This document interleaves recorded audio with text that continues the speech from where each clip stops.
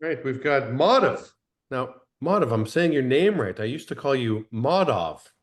Yeah, I like it either way from you, Mr. Hepster. You like it either way, huh? Um, well, Madhav, give us your 411. Why don't you start off with giving us I'll get into some of the numbers so you can save that for a little bit later, but just State of the Union, where you started, how long ago you started, that type of stuff. Yeah.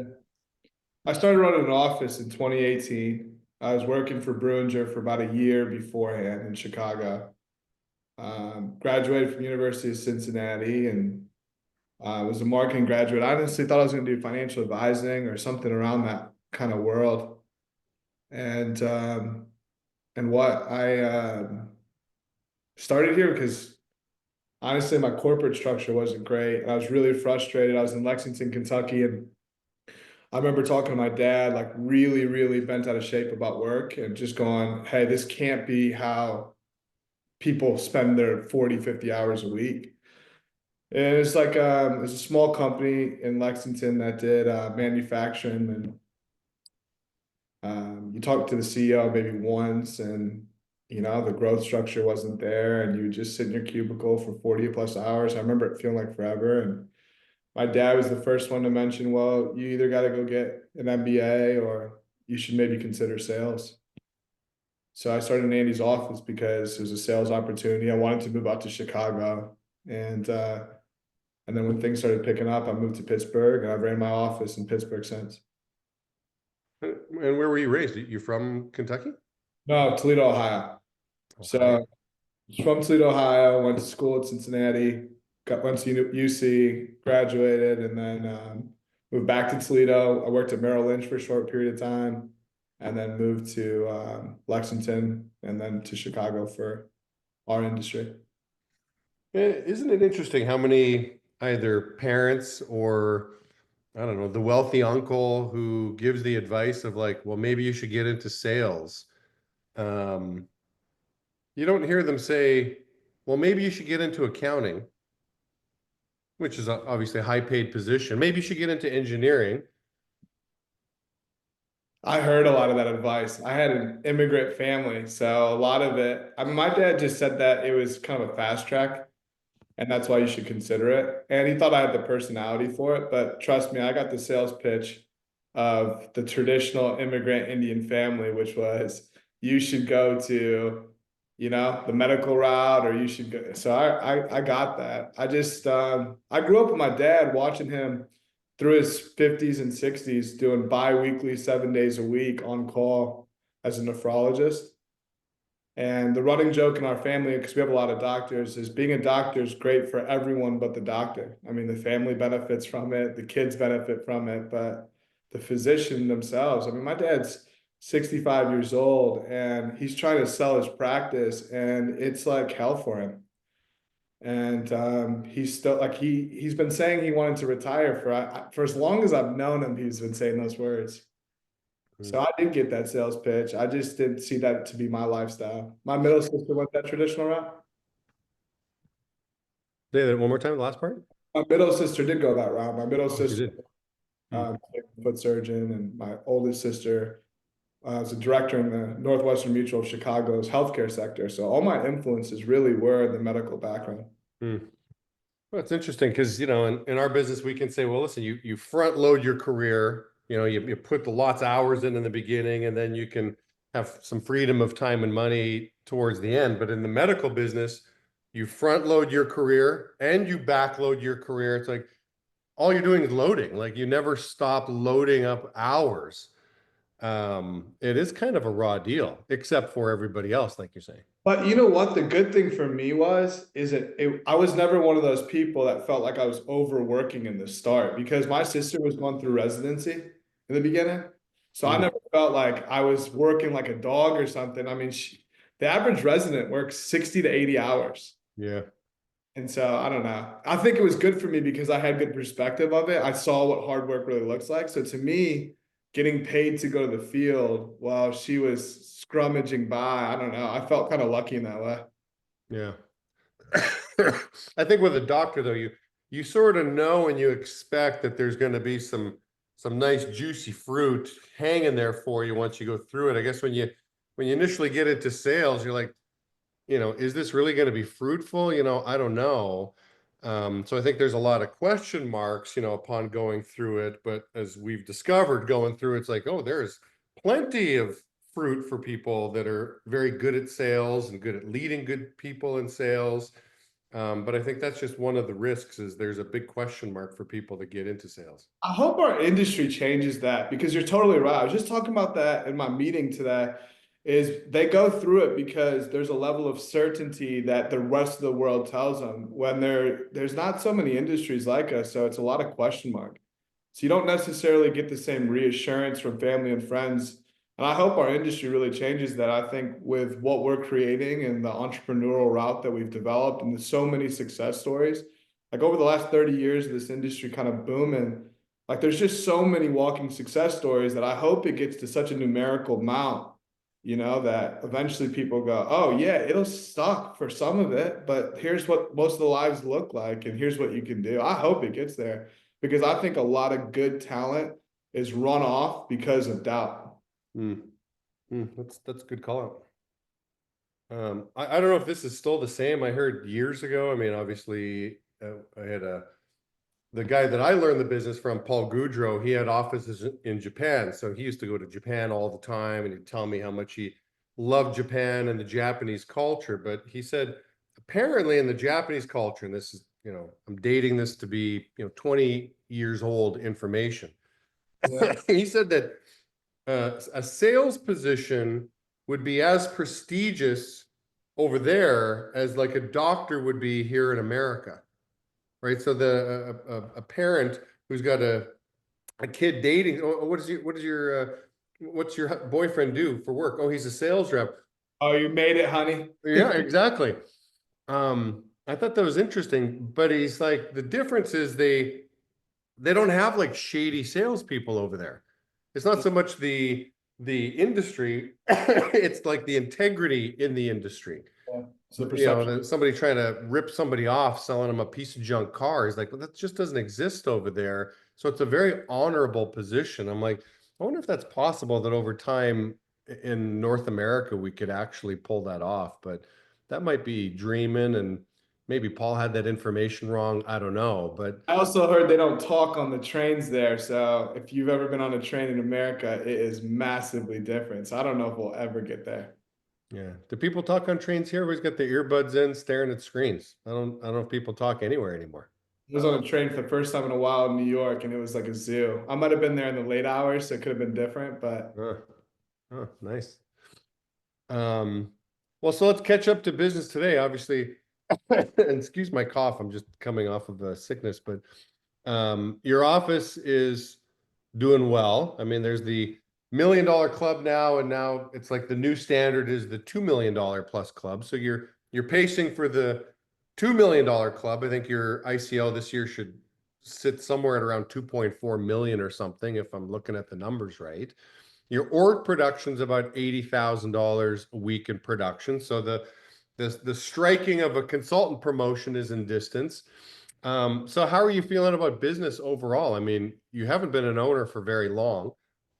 You've been an owner for 7 years, something along those lines. I mean, so just kind of give us your overall feel for where you're at in the business. I feel massively different. So my business feels massively different. Just a different business person than I was 7, 8 years ago. And I think, Sebastian always used to say something like the business is a mirror. And I used to just kind of tune it out. Like, I don't know what you're talking about, dude. I live this one lifestyle here when I'm not at work. I live this lifestyle. And I was a good example of when your personal life isn't aligned to your business decisions, you're not going to go that far in business. And as I've matured and made so many changes in my personal habits, I feel like a completely different human. And I feel so strongly about my personal values and habits that it reflects in your business tenfold. I mean, you really do, you get what you feel, in my opinion. how you feel about yourself personally is a direct correlation to what I think your business is going to run like. Hmm. That's honestly what I think has changed massively. I'd be happy to get into depth about what those things look like, but Well, yeah, I asked you before the call, just gathering some information, and you felt really strongly about you've really fine-tuned your morning routines and your rituals, and you honor your commitments. Those are your words. You honor your commitments. So it wasn't always that way. It's morphed over the last 7 years. So I guess kind of a two-part question. What uh, specifically are the routines? And then what was the cause for the change? I'll start with cause. I felt like I was this person when I was working for Andy and my first year of business.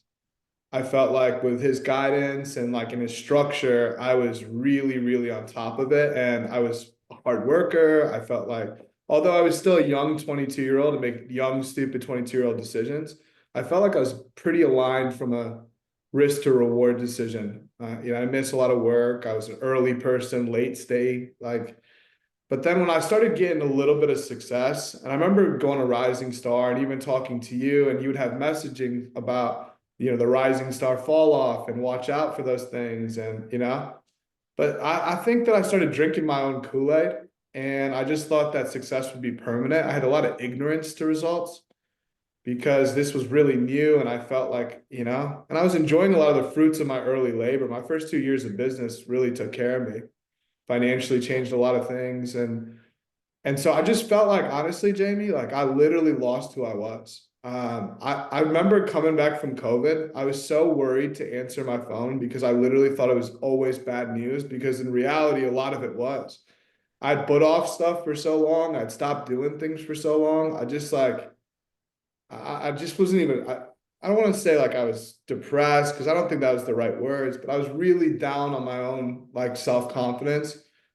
I realized that you can negotiate to other people while you're not doing things, but every time you do something that you know is not aligned to what you want, a little part of your chunk of your confidence goes away.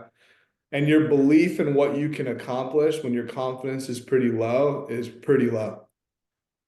And I got my confidence back through routines and habits. And I felt like I always was a talent in this business.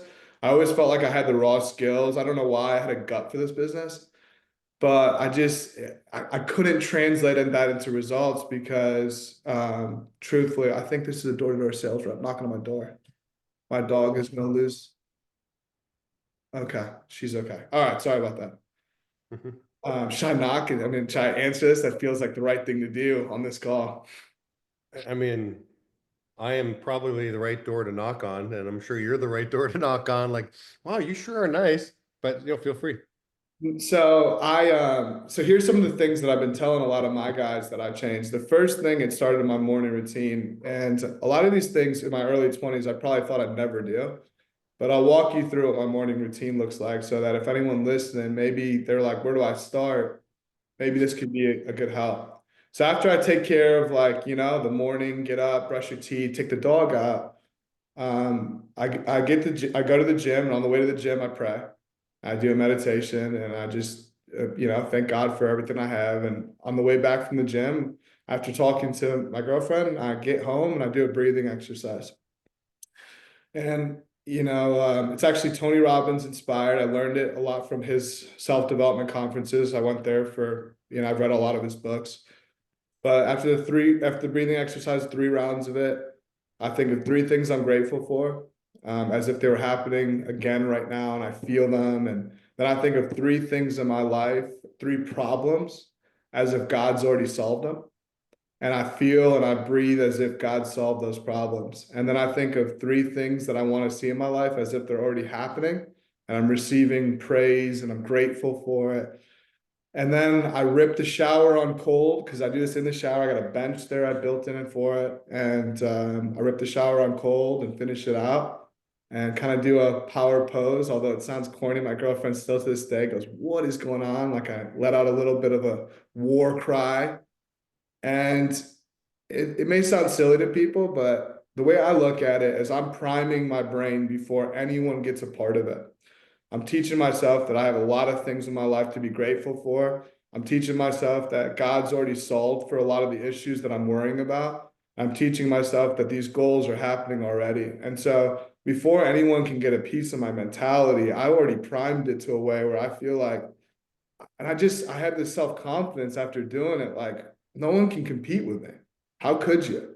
If I'm doing this and you're rolling out of bed and you're just getting into your company, how could you compete with me long term? But this self-confidence builds through action. And so, and then a big part of what habit change is, Brandy, for as long as I've known her, come out a little bit. Can you hear me? For as long as I've known her, has told me, start planning your week on Thursday, the week before. And I just bought into it. I started doing it. And then I for an hour and a half, I plan my week, my next week. And it's pretty in depth, where I'm spending my time, who I'm hanging out with outside of work, who I'm going to the field with, what things I'm seeing in my company. And I let that plan literally own me for the week. And if it's written there, I honor my commitments, because I tell my guys I'm going to do my plan the week before. Hey, I'm going to get around you for 3 days in the field. I'm going to train you. This day is going to look like this. This day is going to look like this. And I'm only going to be here for this amount of time on the last day. I just go do it. And so anytime that little B word voice gets in my head, I just have this plan that I'm like, no, go honor your commitments. Go do the things that you're supposed to do. And I found that all the anxiousness, all the like the self-doubt, or all of that voice that kind of creeps in doubt goes away through massive action. And so I feel like these habits, and then, like lifestyle changes. I stopped drinking Monday through Friday. And I just told Monday through Thursday. Friday night's date night, so I do drink some wine. But I don't drink during the working week because I don't want to screw up my morning routines. I don't want to miss my workout. I just feel like I'm more sharp when I do the right things. I want to eat healthier, and so all these little lifestyle changes allowed me to tap into talent that I knew was there, but felt like never got let out. And if it did, it was never consistent. I was the momentum killer of my own business a lot. And so these are some of the habitual changes I feel like made that turn my business around. I mean, that's fantastic stuff. You go to those Tony Robbins. I assume you got this idea, even the war cry in the bathroom, from Tony Robbins, or was it somebody Yeah. else you got this idea from? Well, I grew up on meditation. The Hindu philosophy is a lot about prayer and meditation and mindfulness. So I've been doing a lot of these things, but it gave me a structure that I thought was modernized to what made a lot of sense to me. Yeah. So I've kind of integrated the two to best fit me. But I try to get my guys to kind of see whether it's that morning routine or not. It doesn't matter to me. I just think everyone needs to have something where they sharpen their tool and they're sharpening their mentality. And then after I do that, Jamie, I rip a hep huddle. I'm not kidding you. I'm a massive fan of this channel. So I rip a hep huddle and then I FaceTime my parents.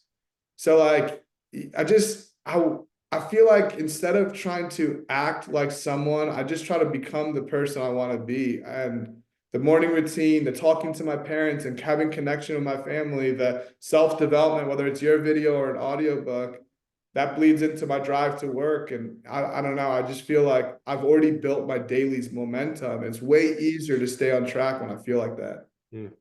Well, here's what I love about it. I mean, I remember I've been to Tony Robbins several times over my lifetime. And initially, it seems kind of hokey, right? Like, did you ever walk on fire? One of Yeah. those? Okay. You know how they said to say those words, I forget what it was, and Cool don't, boss. yeah, and look Cool. up. I didn't say the words, I looked down, I burned the hell out of my feet that Oh, did time. you? No, so it seems kind of hokey. You're surrounded by people that are drinking the Kool-Aid, and eventually you kind of like, oh, just let go, just get into it. Come on, like, what do you get? You paid all this money, you came all this way, like, just do it. And then you realize when you do it, it's like, well, this stuff actually works.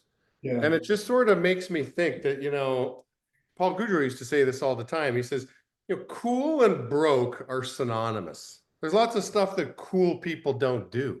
Well, cool Right. people, they don't want to do this and they don't want to do that because you know why? Because I'm cool. Okay, well, continue being cool and you'll continue being broke. So why don't you try doing something uncool? Why don't you do something a little unorthodox? like talk to yourself in the shower, do some incantations like Tony Robbins talks about, or this, gratitude journal, and think of three things that you're thankful for. Think of three things that God's already answered prayers for. Like, I think these are great routines. I think some people are going to hear this and, oh, it sounds great for Madhav, but I don't know if I would do something like this. I would just tell anybody listening to this, like, you got nothing to lose to try it, right? Like, don't be so cool you don't do it. Just try it, see what happens, and you might join a whole different club all of a sudden by trying something like this. Other thing I just want to point out, I thought this was kind of funny, is you're like, hey, stop. There's no knock on you. Hey, stop drinking. I thought, oh, stop drinking. Monday through Friday. Well, I meant Monday through Thursday. Well, actually just Mondays. I just stopped drinking Mondays. The other days, everything's on the table. So anyway, just kidding. But almost one of those is what I was expecting to happen.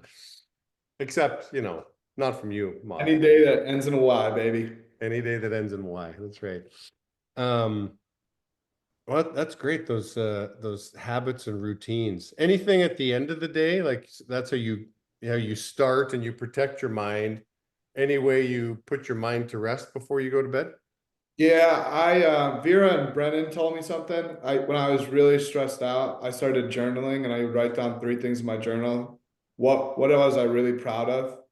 And I would do it with my girlfriend. I actually thought that was a really cool thing that we did together. But what are things that I'm really proud of that I did today? What are some areas that have gotten the opportunity again, would you do differently? And then what's my plan for tomorrow? And so the first part of it is appreciation of the things that you did do right. One, because you want to keep doing them. And two, you're usually really hard on ourselves and we attack our own self-image and confidence. So I think that's a good start to it. Number two is what would I do differently if given the opportunity? To me, it allowed me to realize that not everything was life and death. Like I'm going to get another shot at this for the most part. These small risk to reward failures, I'm going to get another shot at this. If I had a bad conversation today, what would I have done differently? Would I said it differently? I think a lot of people that start in sales can kind of relate to that. You walked away from the customer going, I should have said this, but I'm just doing that from a day perspective. And then after reflection of that, I kind of have a good idea like, okay, you didn't have that conversation the way you want to. This is how you're going to make up for it tomorrow. Or, hey, here, you didn't do this. You should have done this. This has got to be top on your plan. And what it did was it stopped those 4 a.m. wake ups where I'm just couldn't stop thinking. And I ended up taking a notebook out in the middle of the night. I was really famous for grabbing the notes page in the middle of the night because my brain wouldn't stop. And I really silenced my mind like that.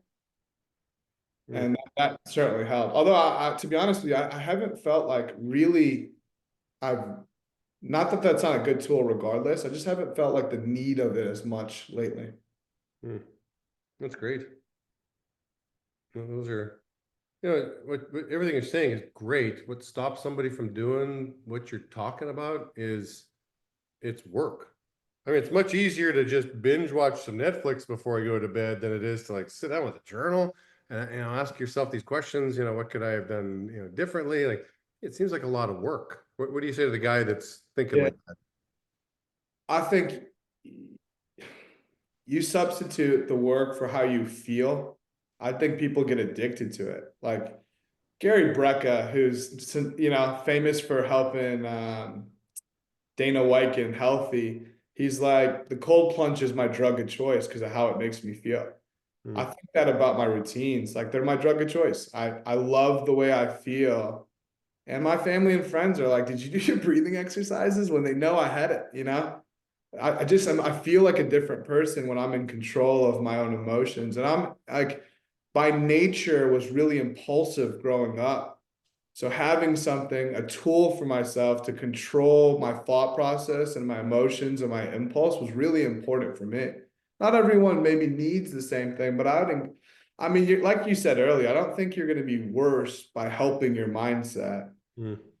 And I don't know, I just think that business is a little bit like war. I'm a PBD fan. I love his analogies of business and war, but it kind of is like, there's these attacks on you and your business daily that you got to work up. And I found myself like not knowing how to deal with that stress and that stress leading to anxiety. And I felt like when I was doing these things, I felt like I was a lot more in the driver's seat and the world was happening through me than to me. And I don't know if many people would want to feel that way. And if this is a good tool, even to start, and I would encourage Jamie, like find their variation of it, like anything, but successful people, they have routines in the morning. There's a reason why your habits outside of work make an impact on your day and your work results. I'd encourage anyone to take a swing. You got nothing to lose. Hmm. Yeah, somebody said, gee, I just took a note the other day. A lot of times I use Twitter, just like you use notes, like the notes app. Sometimes I use Twitter to take notes, which might sound a little weird. In the comment section of No, even just posts. Um,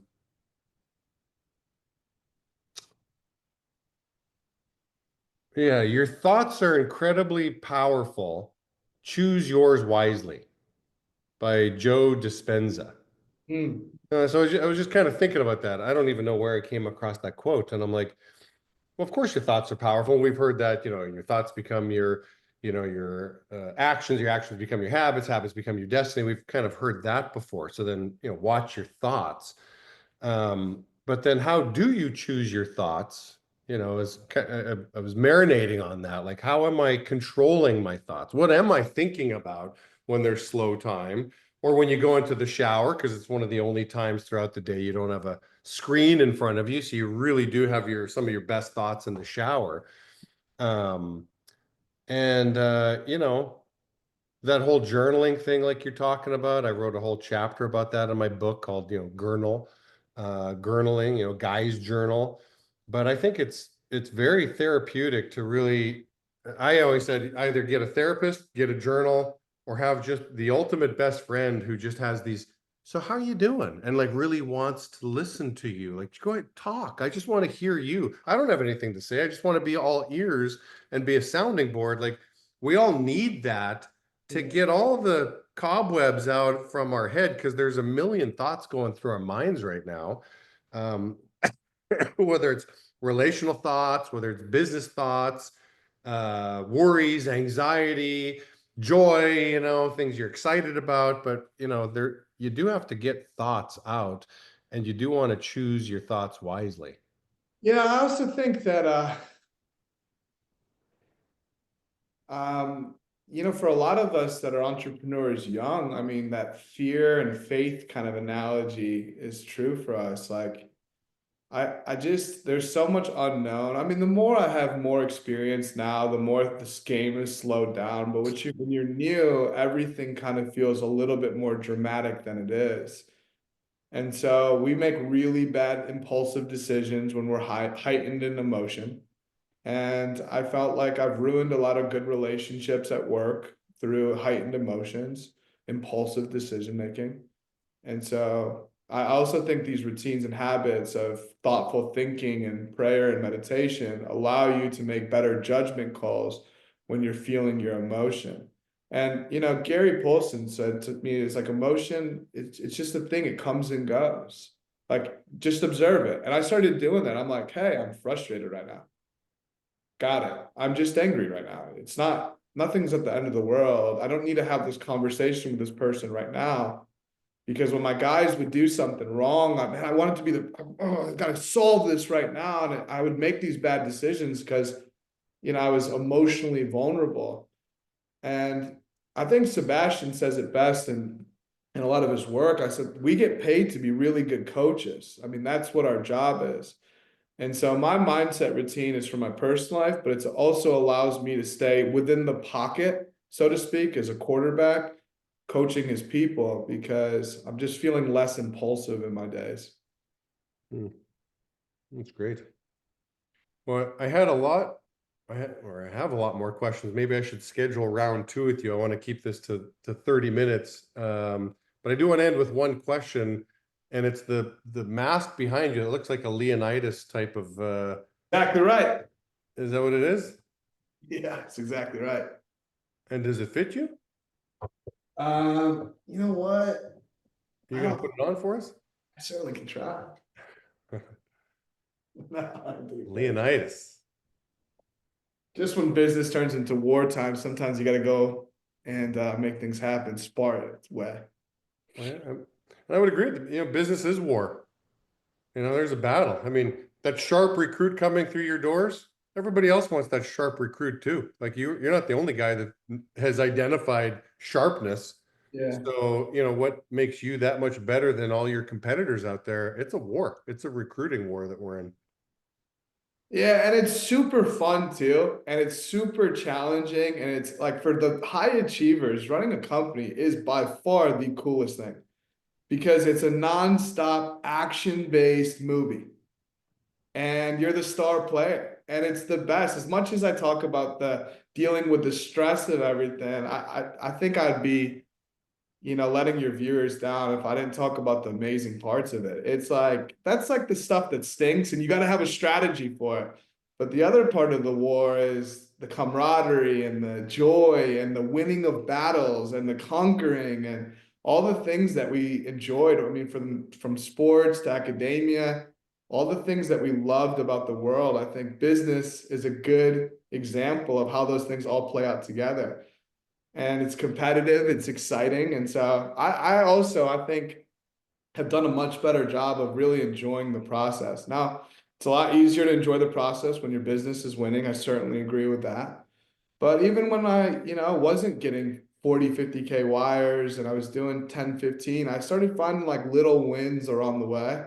And that helped me keep my own self-confidence as well, because sometimes you're not on the limelight or on these calls and things like that. You feel like maybe I'm not doing enough, or maybe, and I felt like I started just enjoying the journey a little bit more and going, dude, it'll work out. Just have some fun.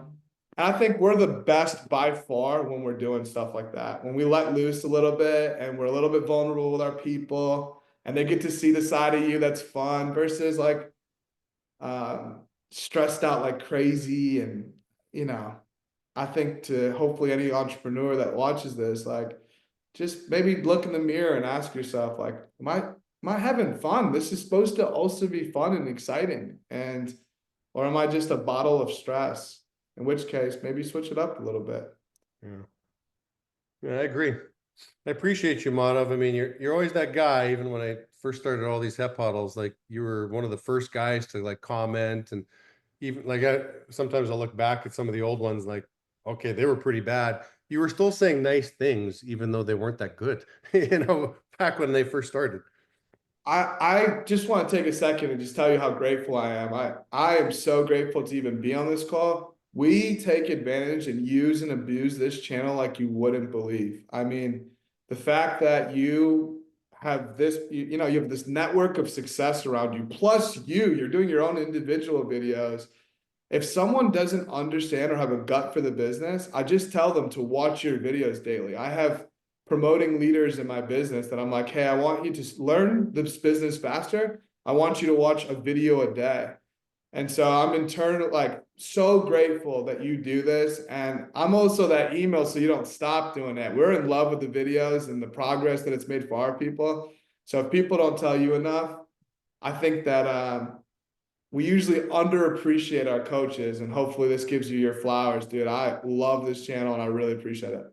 Yeah. Well, again, I appreciate that. Right as I have thought of winding it down, you somehow keep re-entering my life, saying these nice, kind things like, all right, Madhav, I'll do 20 more of these episodes. We'll see what happens. But I appreciate the love, and obviously, how it's helped you and translated into some of your success. But, you're just a great student. I mean, you're a student of Tony Robbins, you're a student of your dad. I mean, you understand that a student doesn't outshine his master, and you're always looking to seek better ways of doing life. And that's part of the reason that you're successful, in my opinion. Oh, I really appreciate it. And even if it's not recorded next time, I'd love to do a part two. I think there's some tactical things that maybe can help some of the entrepreneurs on these channels or future entrepreneurs. I really appreciate it, dude. Thanks for having me on Yeah, today. we'll definitely set up a part two, Madhav. Thank you. See you guys. Thanks, man.